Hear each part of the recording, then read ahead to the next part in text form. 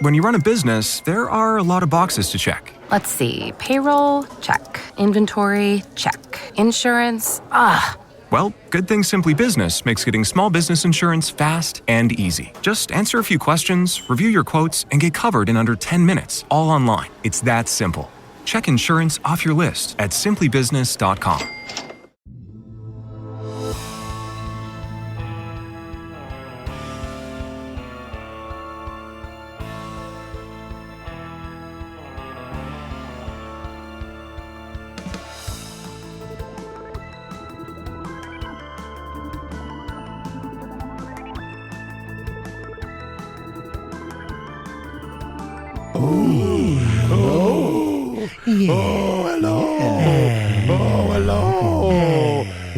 We're back. Hello.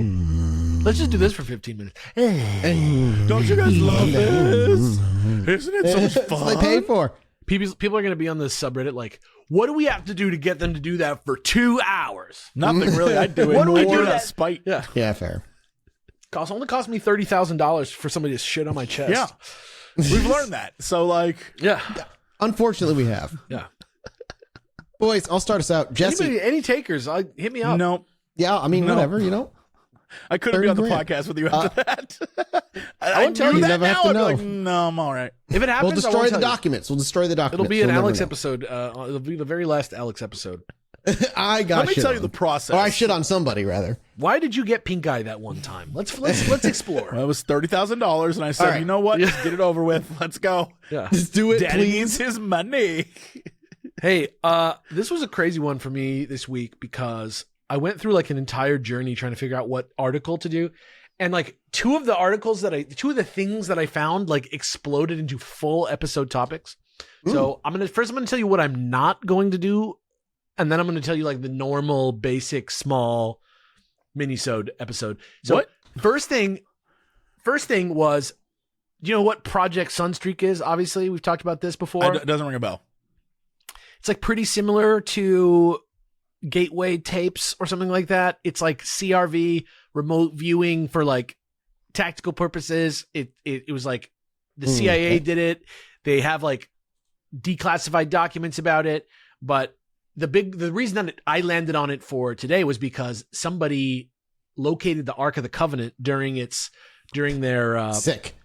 There's of course they there's newly released information about it, but Sunstreak is crazy because the CIA documents about it are like completely in favor of it and talk about how they can't ignore how real it is, which is like they had a statistically successful, like a number of people are successful to a statistically significant degree. They have specific Words. examples. So yeah, that's one thing that I'm probably going to go and do as another episode sometime later. So that's not today's minisode.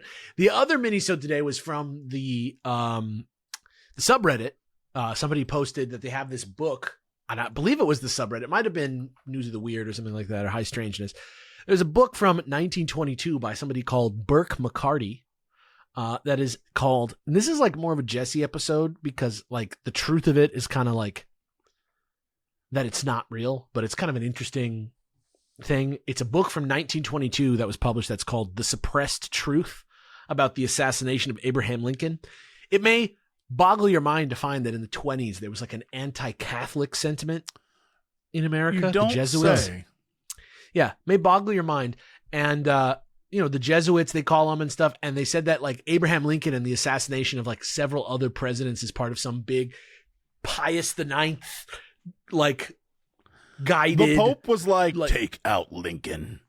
It was like the anti-Calvinist Reformation. Okay. Like conspiracy. Okay. So that was another thing that I was going to do right now, but that I'm not going to do right now. So that's like another, like a 300-page book. So that's not happening right now. Instead, I want to take you guys to Great Bend, Kansas. Total whiplash, where you've heard this story a million times. The parents aren't home. They get a babysitter to watch their kid. The babysitter, not that interested in the kid as like a kid, not trying to like hang out with the kid that much. I'm not trying to talk shit on the babysitter, but like, how it is in a movie. The babysitter goes in the other room and like watches something on TV while the kid goes to sleep. etc. They talk on the phone to their boyfriend or whatever, that type of thing.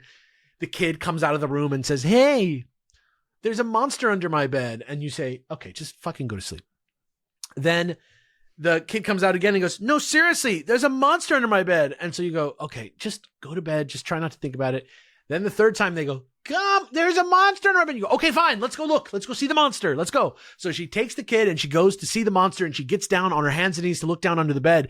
And there under the bed is a man. And the man used to live in the house.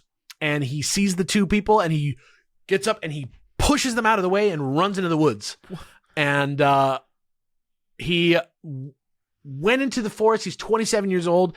Apparently, there was like some kind of abuse. Like the way that the article says it, it doesn't highlight the fact that they're connected, these two people, because it's a babysitter, right? It's not like the owner of the house, right? But says that this person used to live there, but was barred from being there due to a protection from abuse order. What? So I don't know if it's like the babysitter got hired and the client's ex-boyfriend came over or something like that. But it was between this one or the one where a guy in England turned on his oven for tea and smelled something crazy inside and opened it, and there was 2 duck legs in there, a duck breast and a duck leg cooking on the bottom of his oven, not on a pan, not nothing. Useful, resourceful.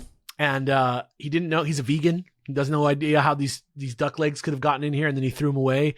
And the next morning when he went out to the bins, they were gone.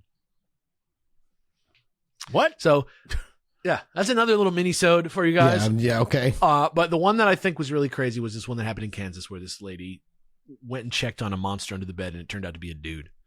Yeah, that sucks. That would be the worst. I'd rather have a monster than some stranger under the bed, honestly. Yeah, that was a crazy one. Let's put it that way. That was a crazy one. Let me take it from here. Okay. Jesse, magnetricity's real. I mean, okay, yeah. He was like, "I know, I made it up last week." Fake that whole thing. This comes from an article. Gotcha. This comes from an article yesterday. Okay. A trio of U.S. researchers claim to have successfully tested predictions that it's possible to harvest clean energy from the natural rhythms and processes of our planet generating electricity as Earth rotates through its own magnetic field.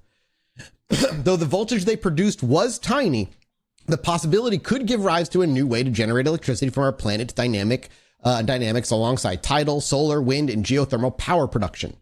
Now, initially in 2016, Princeton astrophysicist Christopher Chiba and JPL planetary scientist Kevin Hand challenged their own proof that such a feat ought to be impossible. The researchers have now uncovered empirical evidence that their proof-breaking idea may actually work as long as the shape and properties of the conducting material in their method are set to very specific requirements. Quote, "This small demonstration system generates a continuous DC voltage and current of the low predicted magnitude," the researchers write in their recent paper. In the early 20th century, American physicist Samuel Bartlett resolved a nagging question over the non-rotation of a magnetic field with respect to its moving electromagnet. And That's literally what those two were talking about, yeah.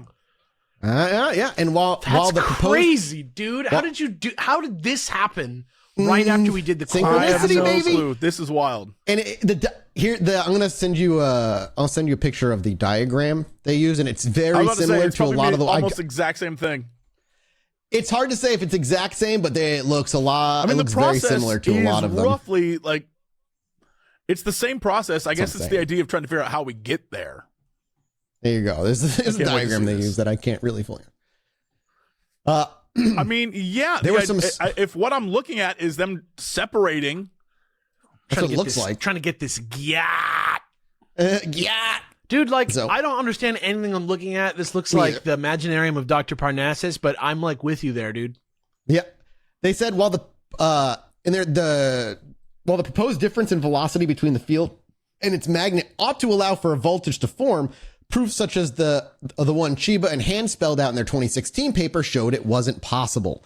The reason was simple. Any electrons pushed by Earth's magnetic field would quickly rearrange themselves and cancel out any difference in charge. There were some assumptions at work, however, which together with spectral sensor solutions scientist Thomas Chiba, the scientists set out to challenge a rather specific set of circumstances. To test them, the team used a 29.9 centimeter, which is almost 1 foot long, hollow cylinder made from manganese zinc ferrite, a material chosen to encourage magnetic diffusion where magnetic fields are less tightly constrained. The cylinder was placed in a pitch black windowless laboratory to minimize photoelectric interference and angled in such a way as to make it perpendicular to both Earth's rotation and magnetic field. After all was measured and accounted for, a voltage of 18 microvolts remained. This small potential disappeared when different cylinders were used, or the same cylinder was set at a different angle, suggesting it's being generated by the Earth's rotation. Quote, the device appeared to violate the conclusion that any conductor at rest with respect to Earth's surface cannot generate power from its magnetic field. The researchers observed the same response from the material in a second location, this time in a residential building rather than a laboratory. They say it's exciting and promising research, but they don't want to get carried away at the early stage. Both papers from 2016 and now 2025 talk about how it might be scaled up, but none of that has been demonstrated and might well prove not to be possible. And in any case, the first thing that needs to happen is that some independent group needs to reproduce or rebut our results with a system closely similar to our own.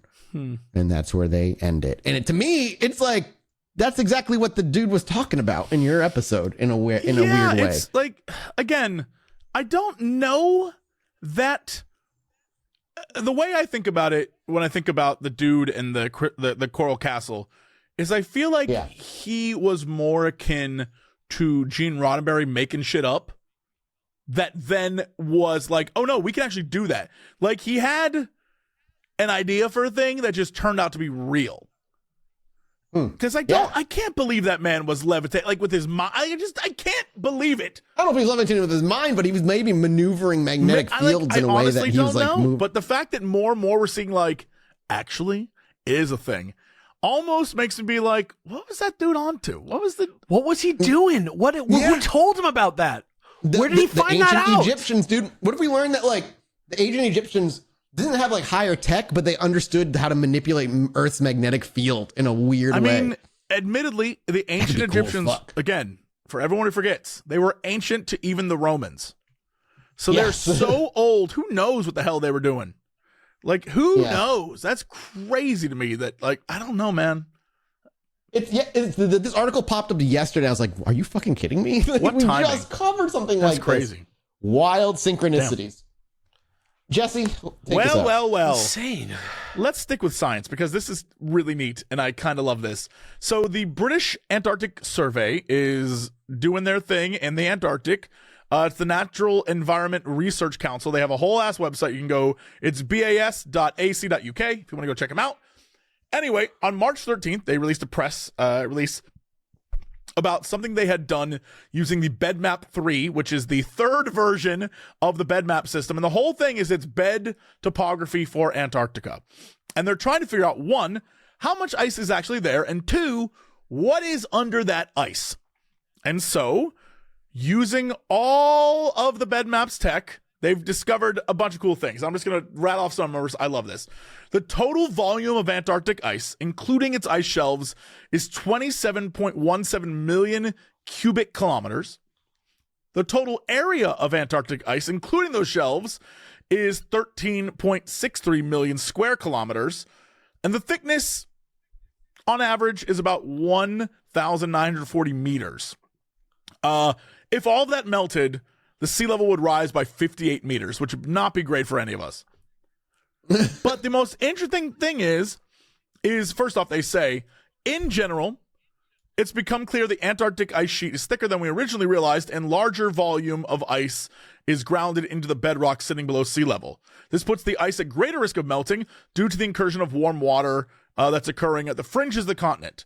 What BedMap 3 is showing us is that we've got slightly more vulnerable Antarctic than we previously thought, which is terrifying. Don't like that at all. But the interesting thing is that using this mapping technology, they've given us the most complete, accurate map of Antarctica under the ice. What it looks like should all the ice be gone.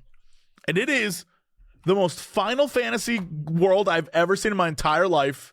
Look at this thing. It is so cool looking. They have the sea level, the height, all of it. It's dope. What in the heck is this? This literally looks like Oh my god, yeah, it's like a separate world. Yeah, it literally looks like what's it called? Mathis's fucking favorite books. The world outside the ice wall. World, the lands beyond the ice walls. Yeah, it is very cool looking. It looks, again, if you play Final Fantasy VII, it almost looks like that, which is wild to me. It looks like Gaia, yeah. And you can see that underneath there's so much stuff. And the thing they're interested in is that in all of that, is millions of years of fossil records and untouched stuff. Who knows what's down there? And so it's a fascinating thing. Like, there literally is a world locked away from us. So even though, hilariously, the goof of an ice wall is like, there's a world out there, in reality, there is a legitimate world under past the ice that there's just stuff there. And we don't know what's under there. It's probably all skeletons and shit, but like, it's aliens. Fascinating, and they're like, wow, there's actually some really cool stuff that we did not know. And it's the most accurate hyperscan ever of Antarctica. And I love it. I think it's really neat. That's sick. It is like a fantasy map. You could use That's what I'm this in saying. It D&D looks like a campaign. full-on Literally, it looks like fantasy map. it looks like in Primal Rage when all the continents were like a dinosaur shooting a fireball out of its mouth. It looks like that. Yeah. Yeah. So I thought that was neat, and I wanted to share. Yep. Fantastic.